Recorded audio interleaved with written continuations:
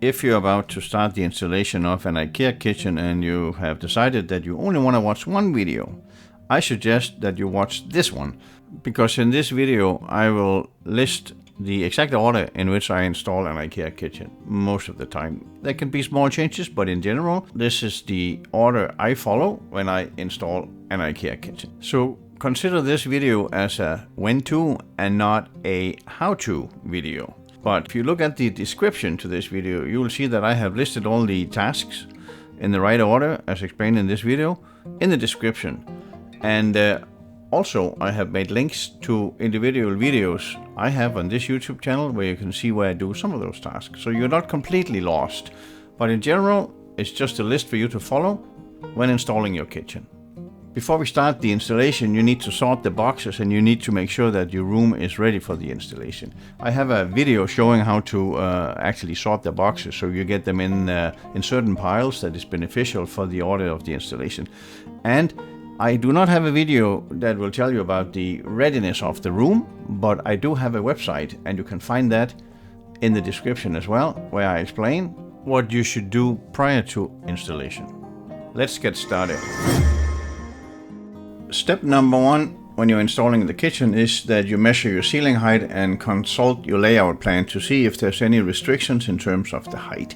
You have most likely been looking at this already when you created your layout plan, but it's always good to check when you start your installation if the upper rail will be sitting very close to the ceiling.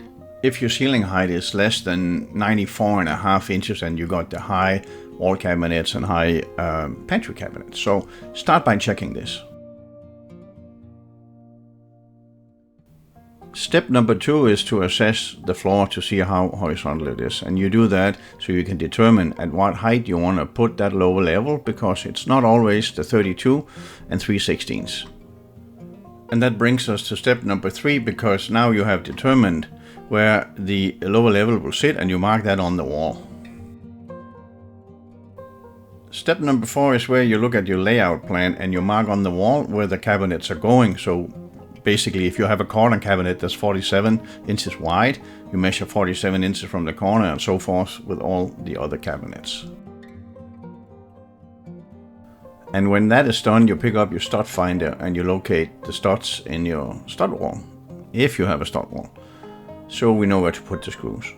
And for now, you do that only for the lower rail. We will get to the upper rail in a minute. In step number 6, we mark the position of the upper rail, and we do that by measuring either 50 or 60 inches from the laser line for the lower rail, depending on the height of your cabinets on the wall. In step number 7, we simply move our laser line up to the mark that we just made up there on the wall, where the upper suspension rail will be installed.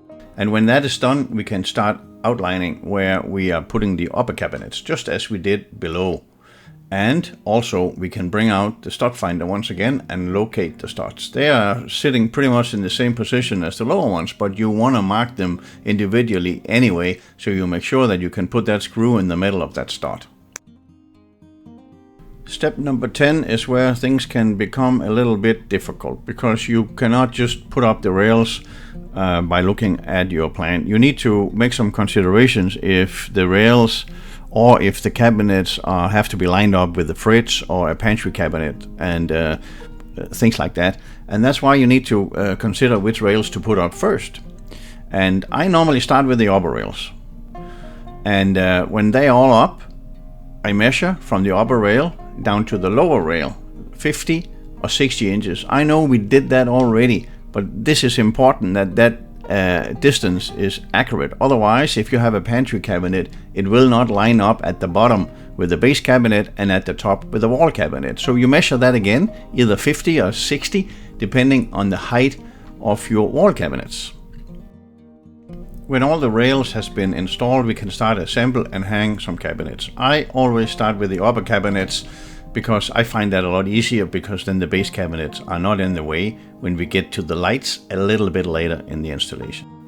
Also, it's a good idea to start in the corner. I know that you can have a cabinet sitting right in the front when you pick it up, and if that's, for instance, the fridge cabinet like I had here, I can assemble in and put that up. But otherwise, start in the corner, because from the corner you kind of work your way away from the corner, right?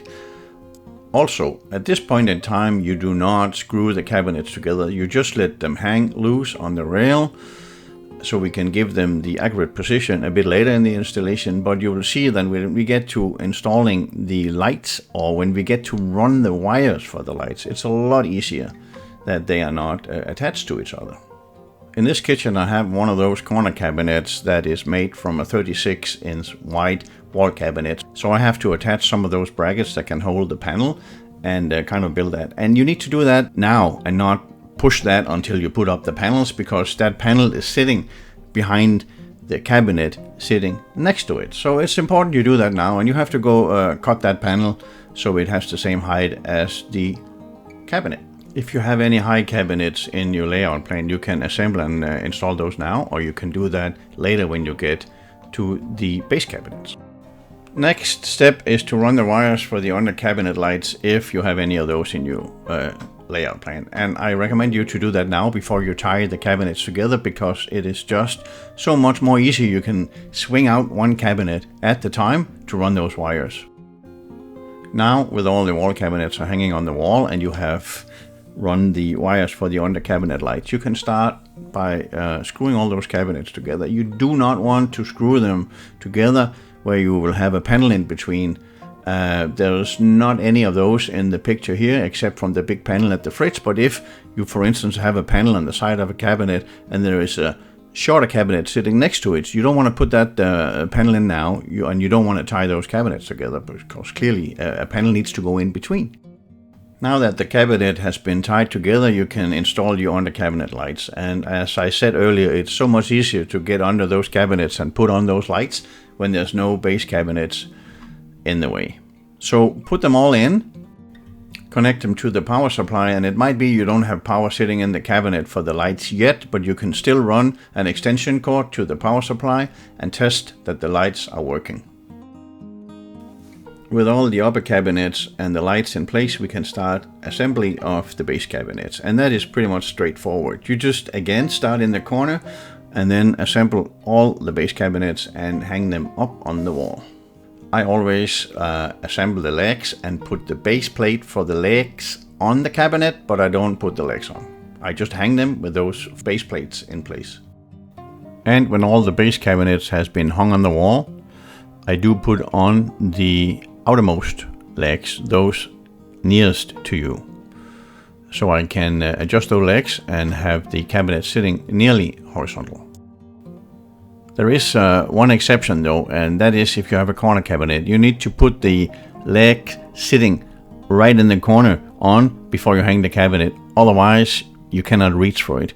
If it's the 38 by 38, if it's the long wall corner cabinet, you can reach before you put in the cabinet next to it. In step number 17, we will screw all the base cabinets together, just like we did with the uppers. And it's pretty much the same procedure. Unless you have a panel sitting between two base cabinets, then you don't do it now. But everything else, screw them together. And when that is done, we can put up our laser and we can level out the base cabinets. And if you have any high pantry cabinets in your layout plan, you can level those as well, but you do that with the spirit level on front of the high cabinet so we can see that it's plumb.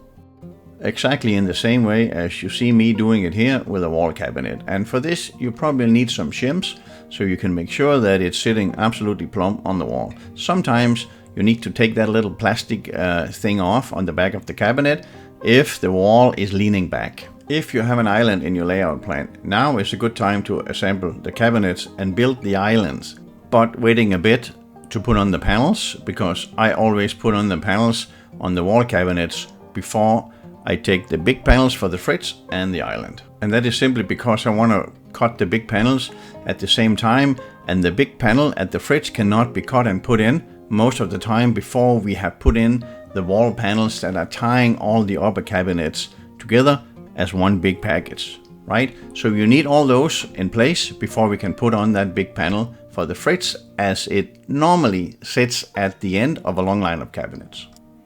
Also, if you have floating floors and not tiles, as we have in this kitchen, you cannot put on those panels that runs all the way to the floor before the floor has put in, obviously. So those panels has to wait until the floor has been put in. I normally start by putting on the upper panels, like you see in this picture where they're sitting on the side of the cabinet. And if we have a valance, you can put them right up because they don't need to be cut. But if you don't have a valance, like in this kitchen, they have to be cut to fit the side of the cabinet. Next in line is the panel on the side of the high cabinets or the base cabinets. And finally, I cut the panel for the fridge. And if I have an island, I cut the panels for the island. Now the panels has been put in, we can cut any fillers we have from a cabinet towards the wall. And if you have any valance or any deco strip, I think that's what Ikea call it, on top of your cabinet, you can cut those and put them in now. With all that done, we are pretty much ready to put in shelves and put on doors and drawers. But before I do that, I always take my brush and I wipe down the cabinets, because they have a lot of dust sitting on the inside. You might not see it, but they do. With that done, we can put in the shelves in our wall cabinets. I always do that before I put in the doors because I just find that it's a lot easier. And with the shelf in, we can secure the power supply in the cabinet where it'll be sitting, so you have all those wires sorted out. Finally, we are ready to begin installing some hardware. And if there is a Lazy Susan, whether in a corner cabinet, in the lower or the upper, I will always put that one in first, just to get it out of the way. Now it's time to put in the doors, and I always start with the uppers, because if I by accident bump my little step ladder into the lower cabinets, I will not make a mark in any drawer front installed down there. And when all the doors has been installed, I will start to build the drawers for the base cabinets and the pantry cabinet if I have one of those. If there is a 47-inch base corner cabinet in the plan, I always reinforce that with the rail that is left over from the sink cabinet, and that is just to make it a lot more solid. Now we're getting to that part of the installation where you really want to pay attention and not do it wrong, because drilling a hole wrong in a drawer front can send you on a trip to Ikea where you need to bring your credit card to buy a new door or a new drawer front. And now we're almost done. You just need to put on the toe kicks and any cleats and support you may have at a dishwasher, for instance. And if you put on the countertops yourself and the sink, you have to install those too. I rarely do that, so I don't even have pictures of me doing that. And that's it, folks. If you have followed all these steps, you may now have a finalized kitchen installation. And I think you should congratulate yourself for great work. It's not easy, but you did it. Thank you for watching this video, and if you liked it, I hope you will consider subscribing to my channel and give this specific video a like.